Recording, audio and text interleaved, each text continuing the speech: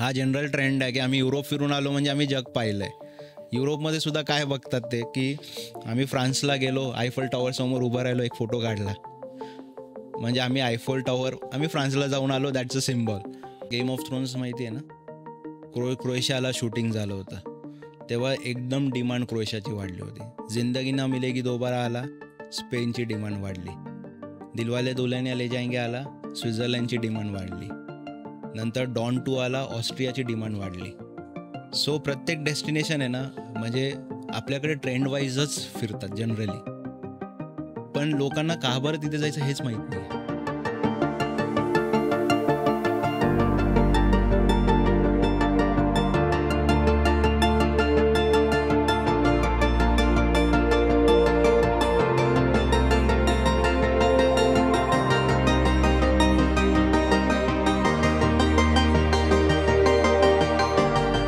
नमस्कार, हॅलो आणि वेलकम. अनुभवांगाच्या या एपिसोडमध्ये आपलं स्वागत आहे. वेल, ट्रॅव्हलिंग म्हटलं की आपले तेच डेस्टिनेशन, रटाळलेले घासले तेच डेस्टिनेशन असतात. पण नवीनसुद्धा काही ऑफबीट डेस्टिनेशन्स आहेत, भारतामध्ये सुद्धा आहेत आणि भारताच्या बाहेरसुद्धा आहेत.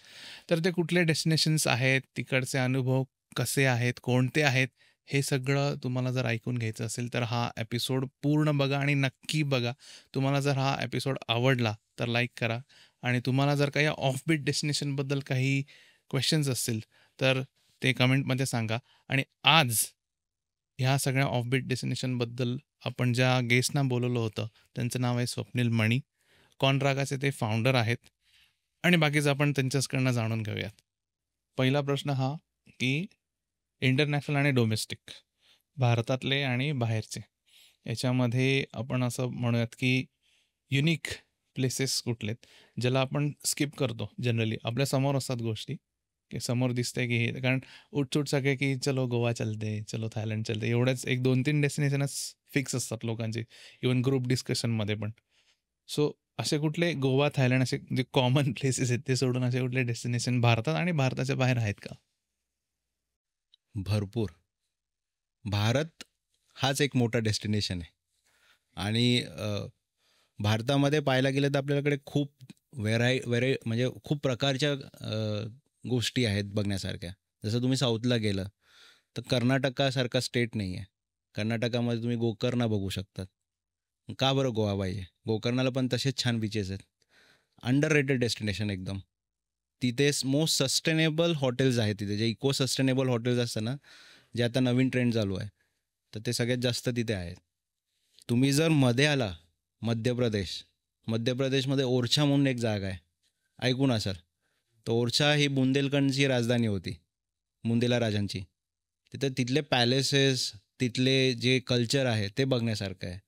यू गो टुवर्ड्स द गुजरातमध्ये अगेन लोक बरेचदा फक्त स्टॅच्यू ऑफ युनिटी किंवा अहमदाबाद किंवा सोमनाथ हे बघतात, पण तिथला वाईल्ड लाईफ, गीर हा एक वेगळा गोष्ट आहे. म्हणजे वाईल्ड लाईफमध्ये यू कॅन स्पेंड लाईक तुम्ही तुमची फॅमिली घेऊन 3-4 दिवस तुम्ही फक्त वाईल्ड लाईफ एन्जॉय करू शकतात.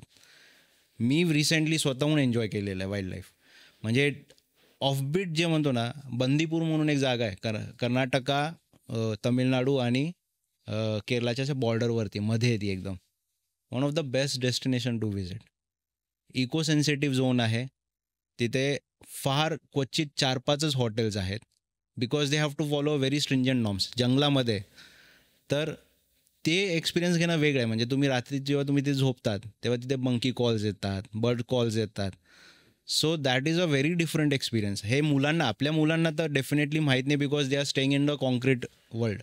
पण पॅरेंट्सला पण आता कसं झालं आहे की आपण इंस्टाग्राम बघायचं, इंस्टाग्रामवरती एक ट्रेंडिंग रील आहे कुठली, सो ट्रेंडिंग रील पाहिल्यावर लोकांना काय वाटतं आपण त्या डेस्टिनेशनला जाऊ, because what the main thing is की आम्ही आमच्या इंस्टावरती टाकू शकू की आम्ही ही जागा पाहिलेली आहे. तर तसंच जर तुम्ही नॉर्थला गेले, नॉर्थला जर तुम्ही पाहायला गेले तर आपलं north east of India is one of the best destination. तवांगला का नाही लोक जाते? फक्त मेन गोष्ट तवांगला कशी येते की तुम्हाला तिथे परमिट्स घ्यायला लागतात पर्टिक्युलर थिंगला. आउट ऑफ इंडिया म्हणायचं झालं तर भूटान आहे, त्याच्यात लगेच लागूनच भूटान लागते आपल्याला. So Bhutan is again an underrated destination. You go up, Japan becomes another underrated destination. खूप स्पेसिफिक क्राऊड जातो जपानला, ज्यांना टेस्ट ऑफ ट्रॅव्हल आम्ही म्हणतो ना, बिकॉज त्यांचं कल्चर, त्यांचं खाण्याची जी आहे गोष्ट, मेन जपानमध्ये सुशी जो प्रकार आहे, इट्स व्हेरी फेमस.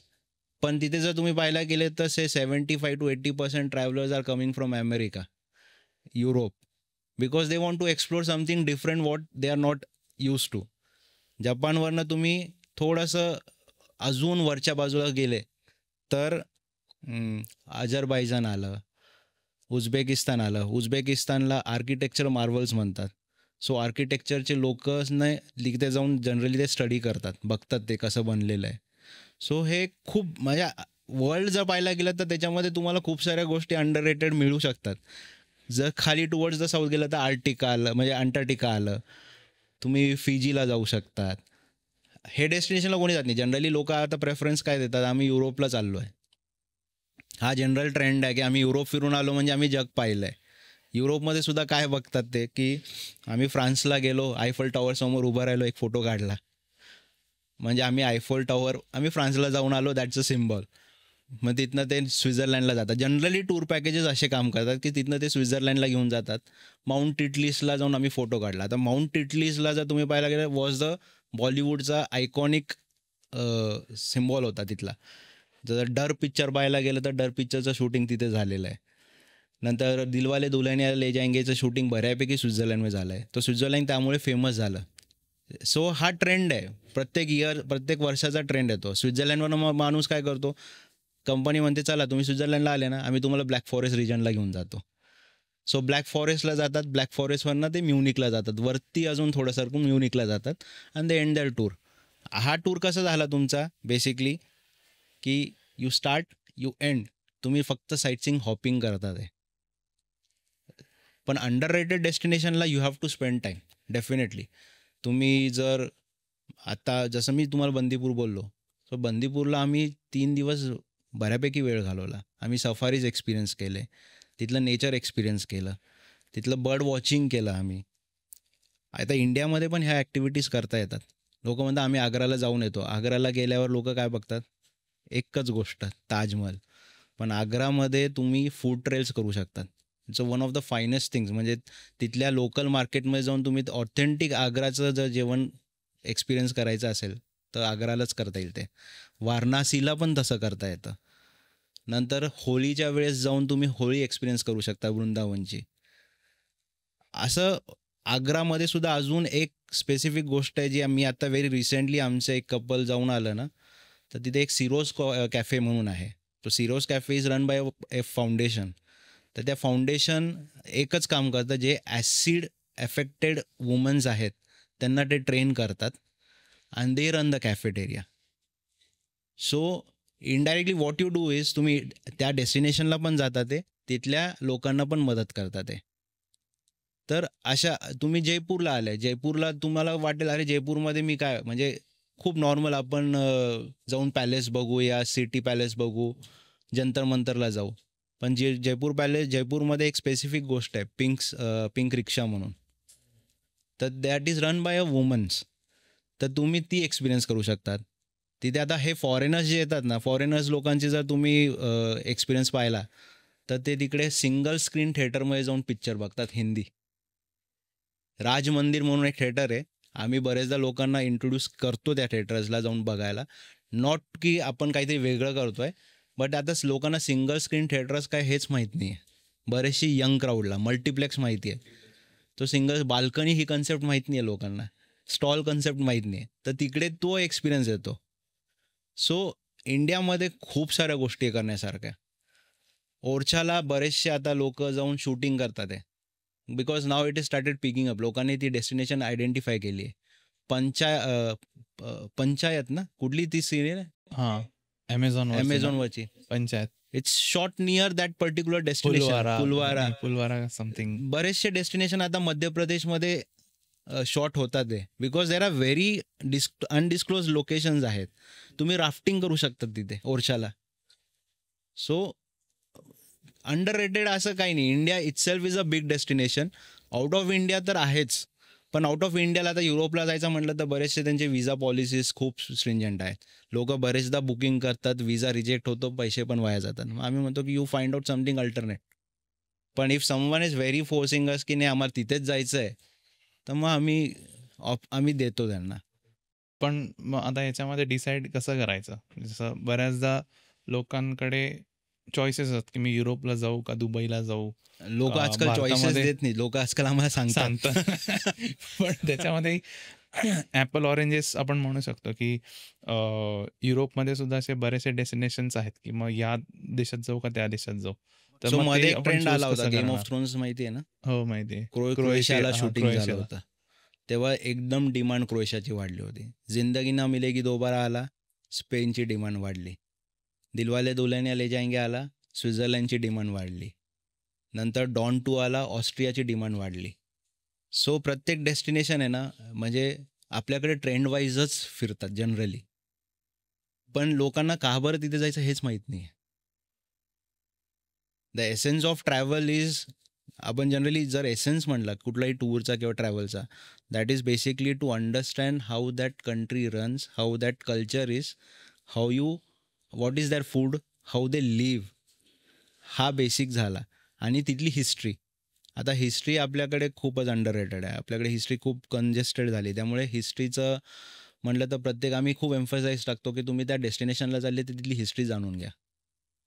जर तुम्ही इंडियाचं जरी म्हटलं तर झान्सीला गेल्यावर लोकांना झान्सीची हिस्ट्रीच माहीत नाही, ओरछाची हिस्ट्रीच माहीत नाही, बुंदेला राजा कोण होता. साऊथला गेले, मदुराईला जर गेले, मदुराईचं टेम्पलचं अस्तित्व कसं झालं हे माहीत नाही आहे. महाबलीपुरमला गेले, महाबलीपुरम कसं बनलं हेच माहीत नाही. सो जेव्हा तुम्ही ट्रॅव्हल करतात त्याचा एसेन्स काय, तो ॲक्च्युली तुम्हाला का बरं तिथं जायचं आहे. हनीमूनला जायचं आहे, तुम्हाला फॅमिली ट्रिपला जायचं आहे, तुम्हाला एज्युकेशनल ट्रिपला जायचं आहे, तुम्हाला जस्ट अ रिलॅक्सिंग ट्रिप हवे, तर that is a main point where आम्ही डिसाईड करतो की हे लोकेशन तुम्हाला राहील, फार चांगलं राहू शकतं. तुम्ही जर म्हटलं मला खूप छान लॅविश राहायचं आहे, इंडियामध्ये खूप साऱ्या प्रॉपर्टीज आहेत. पोस्टकार्ड म्हणून एक हॉटेल्स आहेत. You can just go and relax. तुम्ही पडून राहा दिवसभर. You enjoy your self. Swimming करा, छान जेवण करा. यू गो टू मालदीव्स, एक रिसॉर्ट घ्या चांगल्यापैकी, ऑल इन्क्लुसिव्ह प्लॅन घ्या आमच्याकडनं. तुम्ही तिथे बसून फक्त रिलॅक्स कराल. पण त्याच्यामध्ये सुद्धा आता प्रकार आलेले आहेत की आता रिसॉर्ट्समध्ये सुद्धा आता एक क्लबमेड म्हणून एक चेन आहे जी तुम्हाला सगळ्या ॲक्टिव्हिटीज इन्क्लूड करून देते त्या रिसॉर्ट्समधल्या. बरेचदा आपण सपोज आपण एक प्लॅटफॉर्मवरती गेलो, आपण काय म्हणतो मालदीव्सला जायचं आहे मला, मी 4-5 हॉटेल्स बघतो आणि मी एक बुक करतो. तुम्ही प्लॅटफॉर्म ते तुम्ही हॉटेल रूम्स पाहिले, तुम्ही गुगल रिव्ह्यूज पाहिला, तुम्हाला वाटतं की हे खूप छान आहे, पण त्याच्यामध्ये बरेचसे टर्म्स अँड कंडिशन असतात की तुमचं ब्रेकफास्ट इन्क्लुडेड आहे का, तुमचं डिनर इन्क्लुडेड आहे का. आता तुम्ही अशा ठिकाणी जातात आहे की जिथनं तुम्हाला बाहेर पडणं पण अवघड आहे. की तुम्ही आता रिसॉर्टमध्ये मालदीव्सला गेले, तुम्ही वॉटर व्हीला घेऊन बसलेत, तर तुम्ही दुपारच्या वेळेस असं थोडी म्हणणार की मी आता चला या रिसॉर्टच्या बाहेर जाऊन कुठेतरी शोधून जेवण करतो. So that time the hotel charges you a good amount of money. तर तुमचं प्लॅनिंग करतानाच तुमचं काय काय गोष्टी तिथे इन्क्लूड केलेल्या आहेत हे बघणं फार गरजेचं असतं. तशीच ती क्लबमेटची एक प्रॉपर्टी आहे, म्हणजे बरेच ठिकाणी दे आर इंटू त्यांचे क्लासिफिकेशन खूप सिम्पल आहेत. Either they are at the beaches or they are in the mountains. Wherever the skiing resort जिथे असतील ना तिथे ते असतात, किंवा बीचेस जिथे स्नोर्कलिंग, सर्फिंग हे सगळं असतं तिथेच ते असतात. तर तुम्ही जर तिथे गेले तर ते सगळ्या ॲक्टिव्हिटीज इन्क्लुडेड आहेत. स्कुबा डायव्हिंगपासनं everything, including your bar, including your food, including your stay, तुमचं पिकअप, तुमचं ड्रॉप. सो यू गो तुम्ही खूप रिलॅक्स होऊन जातात. काही लोकांना पाहिलं का तुम्ही ट्रॅव्हलला जायच्या अगोदर हायपर असतात, ट्रॅव्हलवरून आल्यावर पण हायपर असतात. हे प्रॅक्टिकल आहे. हो. जायच्या अगोदर हायपर याच्यासाठी की काय काय घेऊन जाऊ हे माहीत नाही, त्या डेस्टिनेशनची माहिती नाही, तिथलं वेदर माहिती नाही, तिथली जागा माहीत नाही, की तिथले लोक माहीत नाही. गुगल केलं तुम्ही फक्त म्हणता car travel company who can help me with the travel, नुसतं आता तुम्ही टाकले की तुम्हाला बरेचसे लिस्टिंग येऊन जातील. तुम्ही त्यांना बुक करता, तुम्ही पर्सनली त्या माणसाला तुम्ही भेटलेत का, नाही. आता फेक लिस्टिंग्स पण असतात, एक प्रकार फेक हॉटेल लिस्टिंग्स पण असतात. बिकॉज आता AI आलेलं आहे. AIला तुम्ही एक कमांड द्या, it can generate a website in hardly 10 minutes आणि व्हेरी ब्युटिफुल वेबसाईट. तुम्ही पाहिलं तर ते रेटिंग्स पण त्याच्यामध्ये तो टाकून देईल, तो तुम्हाला फेक रेटिंग्स पण टाकून देईल त्याच्यामध्ये. It can do anything for you. तुम्ही बुकिंग करणार त्याच्यावरती. तुम्ही बुकिंग केल्यावर तुम्ही तिथे गेले, सपोज तसं ते नाहीच आहे हॉटेल, पण ते तसं नाही आहे जसं तुम्ही पाहिलंय. What you will do? Exactly. हाच याच्यावरच पुढचा माझा प्रश्न होता, की आता हा माझा पर्सनल एक्सपिरियन्स आहे, की आम्ही महाराष्ट्रातच नागपूरला गेलो होतो आणि आमची बिझनेस ट्रिप होती ॲक्च्युली आणि आम्हाला एक मीटिंग अटेंड करायची होती. आता नाशिकवरनं एवढं दूर जायचं आणि वन डे रिटर्न तर पॉसिबल नाही आहे. सो आम्ही हॉटेल बुक केलं. फोटोमध्ये एकदम सुपर्ब होतं आणि आम्ही गेलो. लिटरली आम्हाला नो विंडो नव्हती. फक्त 3 भिंती होत्या. असं म्हणजे त्रिकोणी रूम होती. आम्ही सुद्धा पहिल्यांदा बघितली त्रिकोणी रूम आणि बस म्हणजे बाथरूमला काय ती विंडो आणि एक्झॉस्ट होतं तेवढं. बाकी पूर्ण ती रूम एक तर खूप कंजेस्टेड होती. दोघांसाठी होती का सिंगल आय डोंट नो. पण असे एक्सपिरियन्स म्हणजे याच्या आधी पण बरेचसे आले. पण आपण जेव्हा एखाद्या साईट्सवर बघतो स्पेसिफिक साईटवर की हॉटेलचे रेटिंग्स ओके असतात. लोकं चांगला रिव्ह्यू देतात. दाखवतात एक, देतात एक. मग असं फॉर एक्झाम्पल आता आम्ही तिकडे तर गेलो, आम्ही हॉटेल बुक केलं. आम्ही गेल्यानंतर आम्हाला समजलं की हे असं हॉटेल आहे. देन आम्ही नंतर ते चेंज पण केलं. पण हे आम्हाला पॉसिबल होतं म्हणून आम्ही चेंज केलं. पण मग असा कुठला तुम्हाला अनुभव आला की असं झालंय? त्याच्या आधी मी तुम्हाला विचार की तुम्ही त्यांना फोन केला होता का? हो, मी फोन केला होता. हां. त्यांनी सांगितलं रूम अवेलेबल आहे. बस एवढंच सांगितलं. बाकी आम्ही काही हां. विचारलं नाही. आता जेव्हा तुम्ही बुकिंग ऑनलाईन करतात ना, तुम्ही फोटोज बघतात. तिथे स्पेसिफिकेशन काही नसतं. रूमचं स्पेसिफिकेशन नसतं की इथं विंडो आहे, ह्या रूममध्ये डबल बेड आहे, क्वीन बेड आहे. बरेचदा लोकं बघतात की 2,000त रूम मिळते ना, 3,000त चांगली असेल, आपण घेऊन टाकू आणि हो. आपण जाऊ त्या ठिकाणी. पण त्या ठिकाणी गेल्यावर बरेचदा डिसअपॉइंटमेंट येते, कारण ते एक्सपेक्टेशन आपलं काय असतं की अरे चांगलं हॉटेल आहे, रिव्ह्यू चांगले आहेत आणि आपल्याला मजा येईल अशी. पण मग त्या केसमध्ये तुम्हाला एका कोणातरी वैयक्तिक माणसाचा सल्ला गरजेचा असतो कुठेतरी. बरोबर. सो कोणी तुमचा ओळखीचा असेल, कोणी टूर ऑपरेटर किंवा कोणी ट्रॅव्हल एजंट, जो पर्सनली तुम्ही त्यांना ओळखतात आहे, तुम्ही त्यांच्याकडनं सल्ला घेतलेला कधीही फायद्याचा राहू शकतो. कारण गुगल हा असा प्लॅटफॉर्म आहे की तुम्ही काहीच डिस्टिंग्विश नाही करू शकत.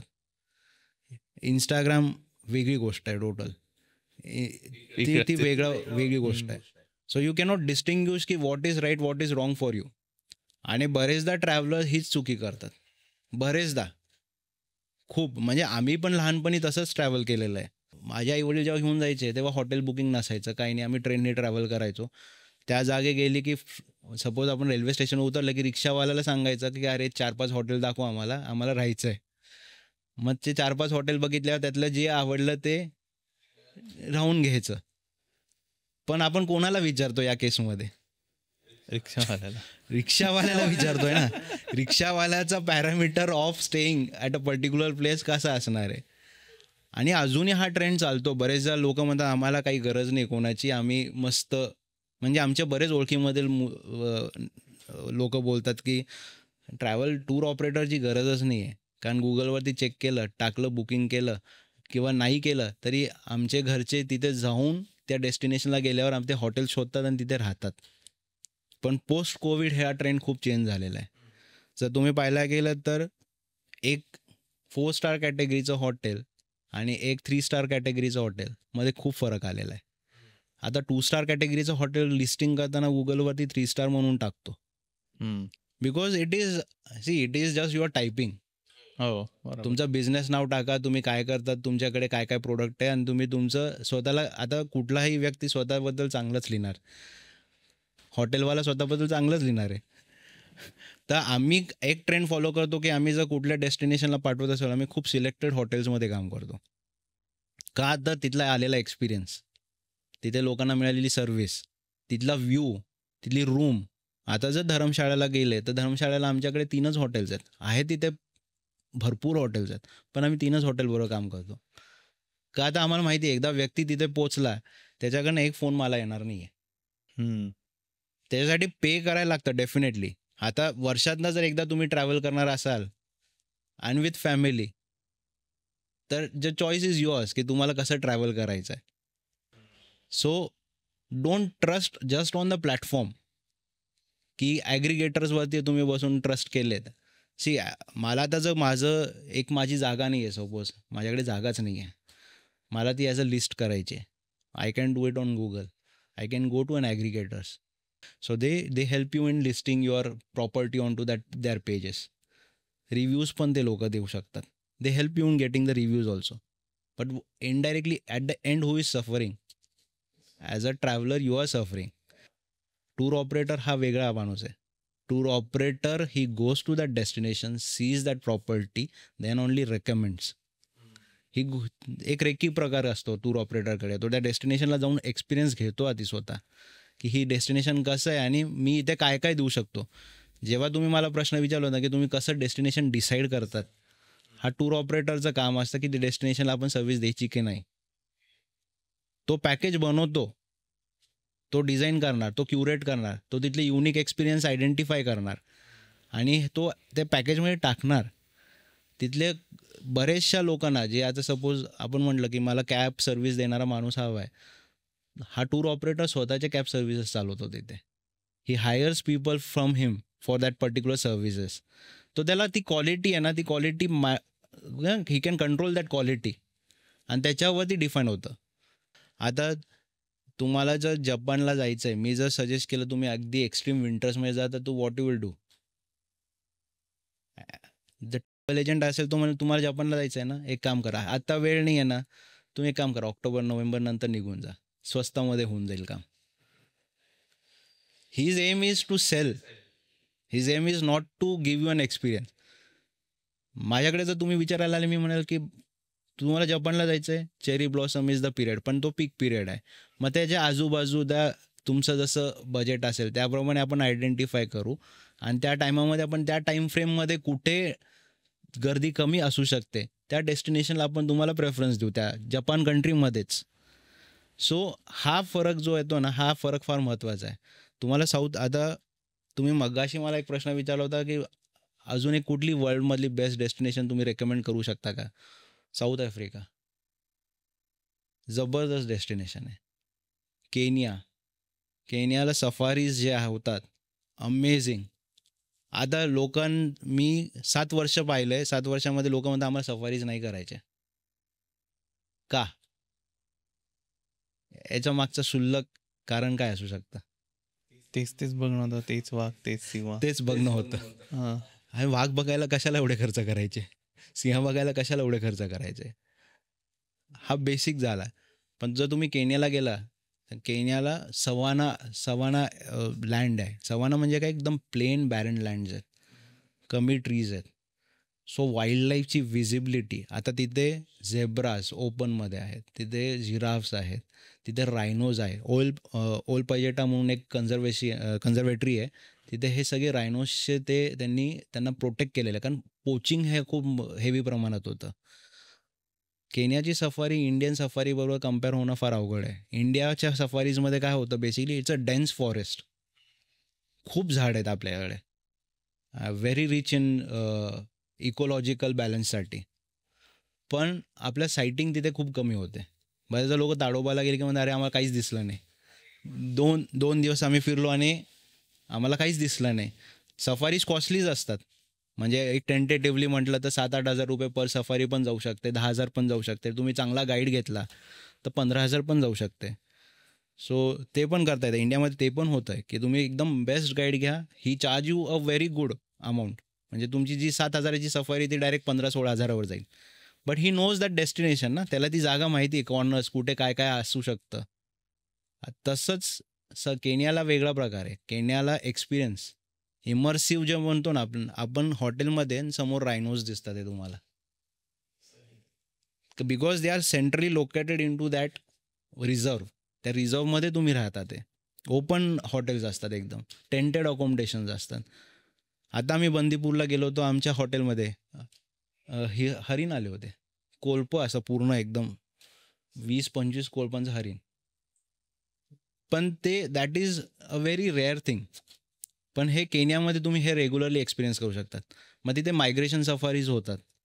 सो मायग्रेशन सफारीजला अगेन तो जो जुलै टू ऑक्टोबरचा पिरियड आहे तेव्हा नाही, म्हणजे सेरेंगेटी पार्कमधनं ते मसाई मारापर्यंत ते वाईल्ड बीस्ट येतात आणि is a crossing over the Masai river and that is a spectacular आहे. त्याच्यासाठी नॅशनल जिओग्राफी, डिस्कवरी हे लोक ते टाईम काढून स्पेसिफिक तिथे जाऊन राहतात. सो आपला विषय निघाला हॉटेलवरनं. पण हॉटेल हा एकदम मायन्यूट पार्ट आहे कुठल्याही गोष्टीचा. तुम्ही डिसिजन घेता म्हणजे hotel is a very basic thing आणि इम्पॉर्टंट थिंग. आम्ही नेहमी रेकमेंड करतो की तुम्ही चांगल्याच ठिकाणी राहा. पैसे जास्त लागले तरी चालतील. 4,000 रुपयाच्या वेळी तुम्ही 6,000 रुपये भरा, तुम्हाला एक्सपिरियन्स खूप चांगला येणार आहे. हा एक बेसिक सांगायचं झालं तर. म्हणजे त्याच्यावर मी येणार होतो की आता बरेच लोक म्हणजे माझ्यासारखे खूप आळशी लोक असतात आणि आपण एक जनरल ट्रेंड बघतो की आपण जेव्हा एखाद्या डेस्टिनेशनला जातो, बीट इंडिया और समवेअर एल्स, उठा 5 वाजता उठा आणि मग आपण सकाळी सूर्योदय बघायला जाऊ. म्हणजे तुम्ही मला हे कळत नाही, सूर्योदयच म्हणतात, सूर्यास्त म्हणजे सूर्यास्त पण बघायला जातात. सूर्यास्त पण. त्याला रोमॅन्टिक इव्हनिंग डिनर आम्ही अरेंज करून देऊ शकतो तुम्हाला. पण हे जे सगळ्या गोष्टी आहेत ना त्या करायला मिळत नाही बेसिक. म्हणजे तुम्हाला झोपायचं आहे. आता वेकेशन इज इक्वल टू झोपणे, हा एक म्हणजे माझ्या डोक्यात तरी फिट आहे. किंवा ॲटलिस्ट आपण एखाद्या तिकडे जाऊन बघण्यासारख्या गोष्टी आहेत, मला सगळं मान्य आहे. पण तुम्ही वेकेशनला गेल्यानंतर दुसऱ्याच दिवशी 5 वाजता उठून ते सगळं बघायचं. आपण असं नाही की त्याच दिवशी सगळं दिसणार आहे. तुम्ही 2 दिवसांनी पण 5 वाजता उठू शकतात. सो हे असं टाइम फ्रेम असतो ना बेसिकली. तुम्ही डिस्टिंग्विश कुठे करताय, ग्रुप टूर, सोलो ट्रॅव्हल आणि हनीमून कपल्स, म्हणजे हनीमूनची टूर्स आहे, फॅमिली टूर आहे, ह्याच्यामध्ये खूप डिस्टिंक्शन असतं. एक व्यक्ती सोडून जो दुसरा व्यक्ती आला की 2 व्यक्तींचे मत वेगवेगळे असणार. दुसऱ्या व्यक्तीला फिरायचं आहे, एका व्यक्तीला झोपायचं आहे प्रॅक्टिकली. तर या केसमध्ये सुद्धा टूर ऑपरेटर हेल्प करतात. म्हणजे आम्ही तर नक्कीच हेल्प करतो. आम्ही काय करतो की तुम्हाला 2 ठिकाणी वेगवेगळे हॉटेल्स देतो. एक ठिकाणी तुम्हाला इतकं छान हॉटेल देऊ की तो दुसरा व्यक्ती पण म्हणेल की आपण इथेच थांबूया आज. इतकं छान हॉटेल असतात. यू कॅन गो फॉर त्या ठिकाणी तुम्ही छान स्विमिंग करा, छान डिनर करा, छान तुम्ही लंच करू शकतात. You can experience that property. एक बिल्डिंगचं हॉटेल नाही म्हणत आहे मी, त्या केसमध्ये तुम्हाला रिसॉर्ट म्हणतोय. सो इंडियामध्ये पण तसे रिसॉर्ट्स आहेत, आउट ऑफ इंडिया पण रिसॉर्ट्स आहेत. तर हा म्हणजे वैयक्तिक झाला की मला आराम करायचा आहे. पण आम्ही बरेचदा डिझाईन करताना आम्ही असं बघतो की तुमचं वेकेशन हे वेकेशनच राहायला पाहिजे. It should not be a hectic. म्हणजे तुम्ही काहीतरी ॲक्टिव्हिटी करता ते सतत असंही नको आहे की तुम्ही सकाळी उठले, तुम्ही आरामात उठा. तुम्हाला कितीपर्यंत उठायचं आहे, 9-10. आम्हाला आधीच सांगून ठेवा की आम्ही 9 शिवाय उठणार नाही आहे. म्हणूनच तिथे टूर ऑपरेटरचं काम येतं की कुठलंही डेस्टिनेशन किंवा कुठलीही जागा चूज करताना तुम्ही कसं आयडेंटिफाय करतात की त्या व्यक्तीचं लायकिंग्स काय आहेत.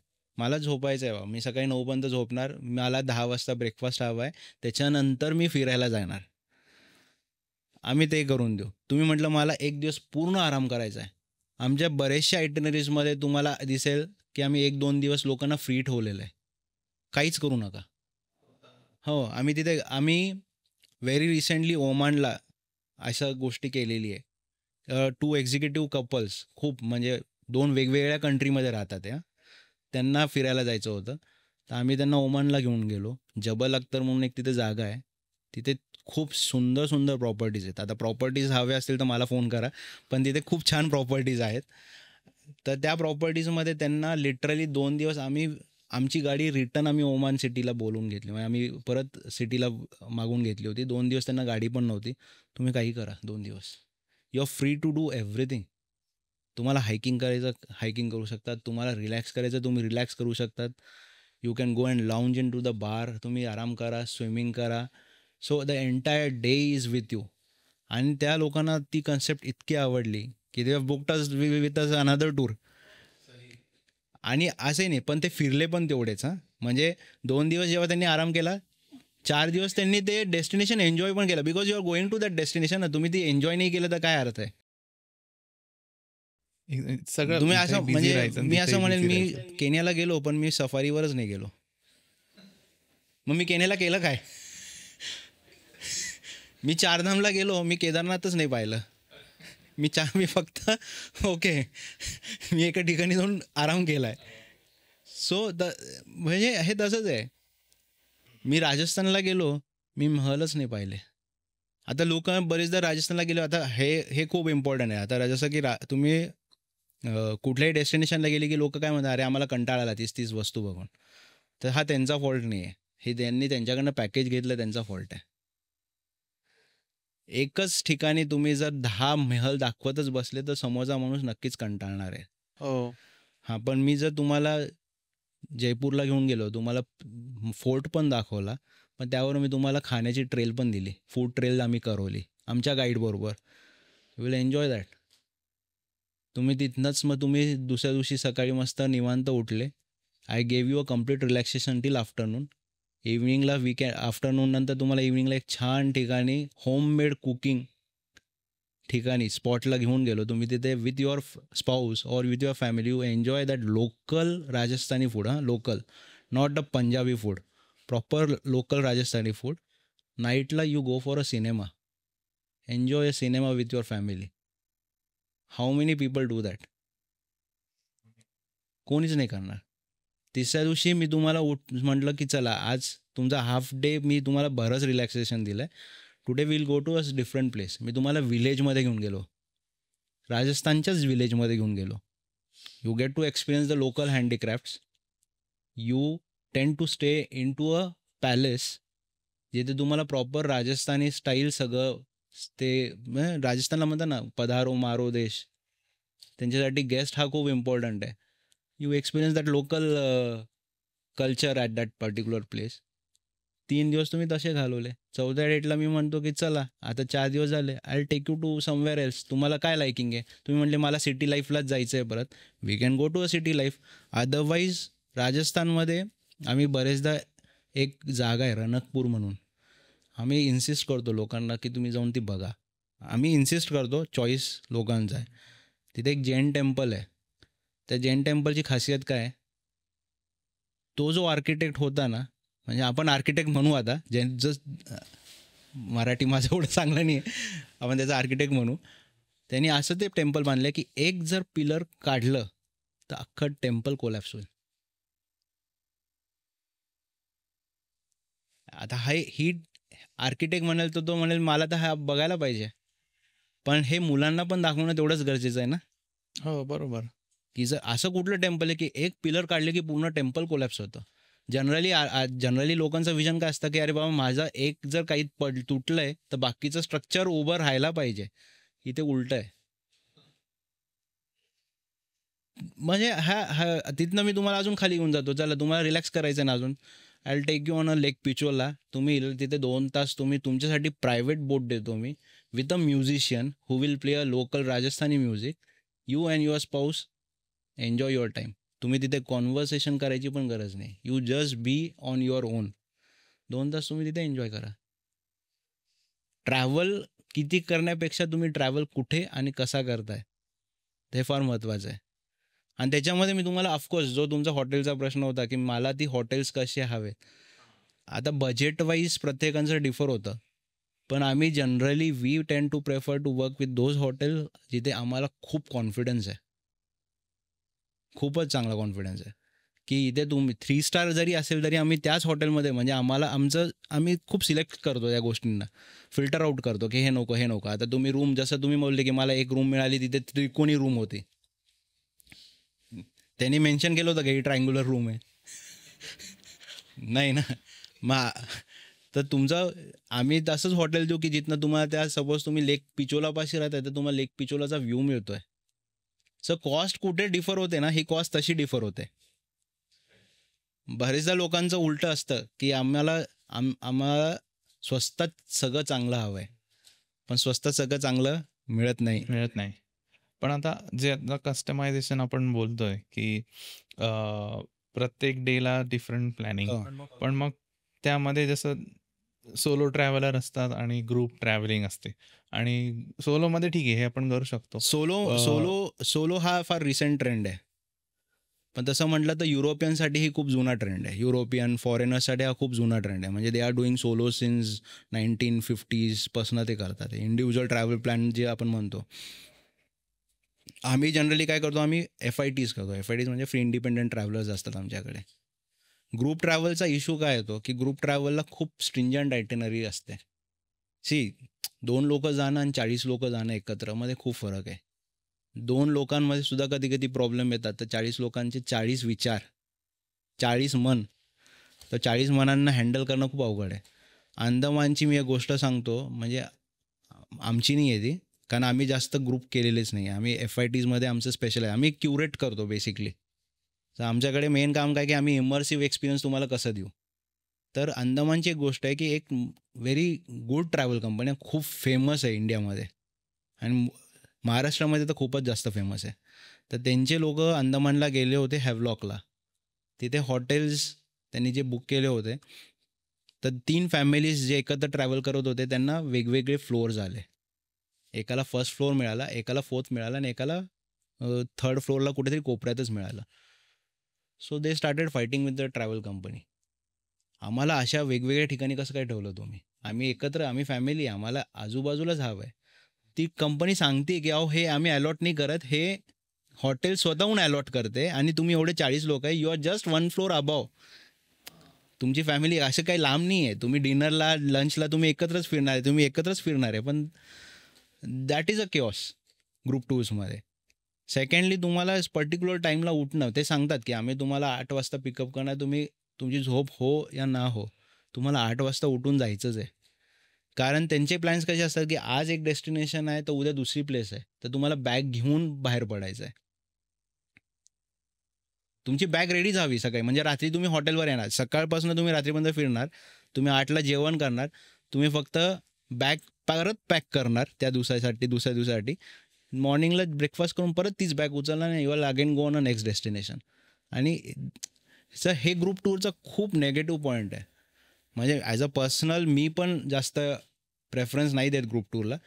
पण जर डिझाईन करायची असेल तर आम्ही ही डेफिनेटली अशी गोष्टी कन्सिडर करू, की जर तुम्ही ग्रुप टूरला चालले, जर आम्ही डिझाईन केली, आम्ही ह्या गोष्टी फार बारीक बारीक गोष्टी विचार करतो त्याच्यावरती, की तुम्ही जर रात्री फिरून आल्यावर दुसऱ्या दिवशी तुम्ही उठू शकत नाही. मी स्वतः जर उठू शकणार नाही तर मी दुसऱ्याला कसं काय उठू? हो की नाही? तर मग ही तिसरी गोष्ट म्हणजे कसं आहे ना, त्यांच्यासाठी महत्त्व काय, की तुम्ही सगळी जागा बघणं. तुम्हाला आवडो ना आवडो, हे सोलो ट्रॅव्हल FITsमध्ये होत नाही. तिथे आम्ही डिसाईड करतो, की नाही तुम्हाला ही बघायची आहे. आम्ही एक आयडिया देतो त्यांना, की तुम्हाला सपोज जर तुम्ही ओरछाला गेले, ही जागा आहे, तुम्हाला राफ्टिंग करायचं आहे, तुम्हाला राफ्टिंग नाही करायचं आहे, ठीक आहे, मग आम्ही तुम्हाला दुसरं काहीतरी ऑप्शन त्याच्यात टाकू. हे ग्रुप टूरमध्ये होत नाही. They are pre defined packages आणि हे प्री डिफाईन्ड पॅकेजेस तुम्हाला ट्रॅव्हल एजंट सेल करतो. सो आता तुम्हाला डिफरन्स कळला असेल, की टूर ऑपरेटर आणि ट्रॅव्हल एजंटचा फरक काय. ट्रॅव्हल एजंट तुम्हाला हा डायरेक्टली सेल करेल. आता बरेचदा लोक 15 दिवस युरोप टूरला जातात. जेव्हा येतात तेव्हा 16 डेला त्यांना बघायचं, ते म्हणतात आता आम्हाला 1.5 वर्ष कुठेही फिरायचं नाही आहे. कारण की 15 दिवस ते इतके एक्झॉस्ट झालेले असतात, की त्यांना नेक्स्ट 4 डेज हा रिक्युपरेटिंग टाईम बसतो. आम्हाला आराम करायचा आता 4 दिवस. म्हणजे त्यांनी आराम केला. म्हणजे what is vacation then? Exactly. If you Google definition of vacation म्हटलं तर it's vacation is equal to relaxing generally. मग हे रिलॅक्सिंग झालं का? नाही. ह्या एकदम म्हणजे ग्रुप टूरच्या खूप बारीक बारीक गोष्टीच असतात. So you as an individual have to decide. आता खूप लोक म्हणतात अरे आम्ही तर इंडिव्हिज्युअल आहे, आम्ही कसं काय जाऊ एकटे, आम्हाला भीती वाटते.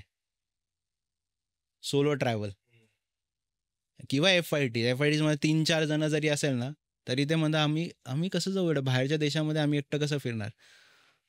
पण मग तिथे टूर ऑपरेटरचा ट्रस्ट येतो का आम्हाला, की how he is knowledgeable about that destination. आणि तो ॲश्युरिटी देतो ॲक्च्युली, की कोणी म्हणजे आम्ही ॲश्युरिटी देतो, की तुम्ही जर तुम्ही व्हिएतनामला गेले, तुम्ही दोघं जरी असेल ना, तुम्हाला तीच सर्व्हिस मिळेल जी ग्रुप टूरमध्ये मिळते, पण त्याच्यापेक्षाही रिफाईंड.